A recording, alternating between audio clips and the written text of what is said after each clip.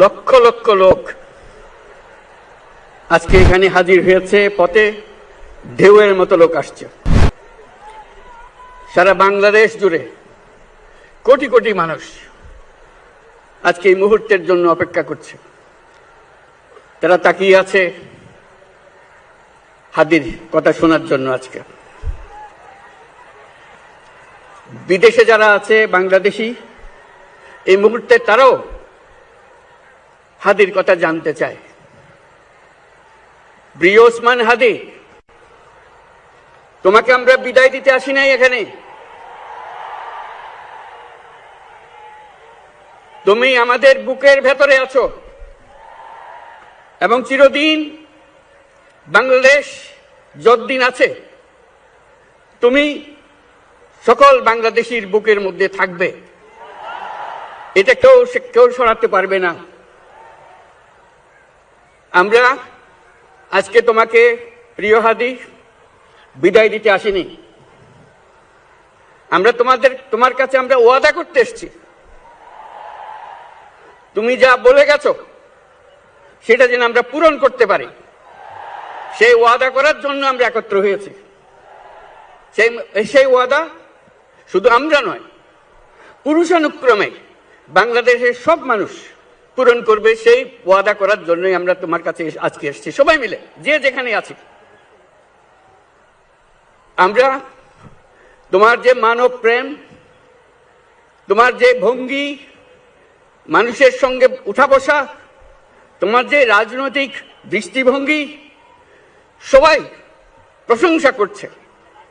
সেটা আমরা মনে প্রাণে গ্রহণ করছি, যে এটা যেন আমাদের মনে সবসময় জাগ্রত থাকে, আমরা সেটা অনুসরণ করতে পারি।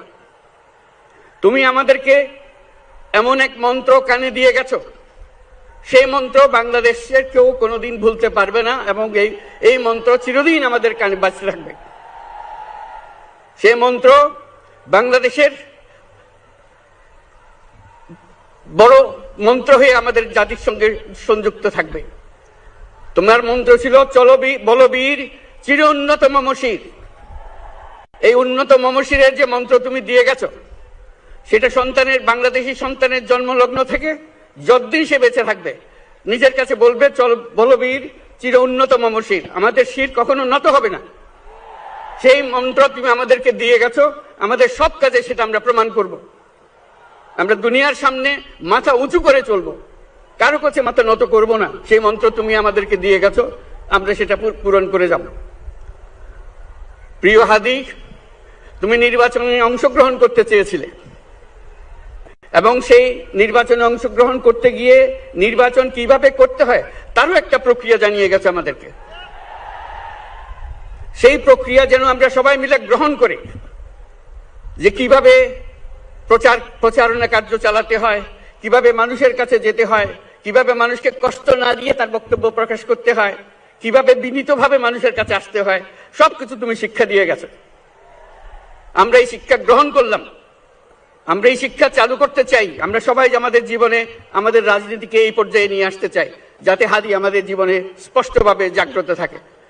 হাদি, তুমি হারিয়ে যাবে না। তুমি কোনোদিন কেউ তোমাকে ভুলতে পারবে না। তুমি যুগ যুগ ধরে আমাদের সঙ্গে থাকবে, আমাদেরকে তোমার মন্ত্র পুনঃ পুনঃ মনে করিয়ে দেবে। আমরা তোমাকে মনে করিয়ে দেব চলবীর উন্নত মমশির। আমরা সেই মন্ত্র নিয়ে আজকে সামনের পথে এগিয়ে যাব। তোমাকে আমাদের সবার পক্ষ থেকে তোমার সঙ্গে ওয়াদা করলাম, আজকে তোমাকে আল্লাহর হাতে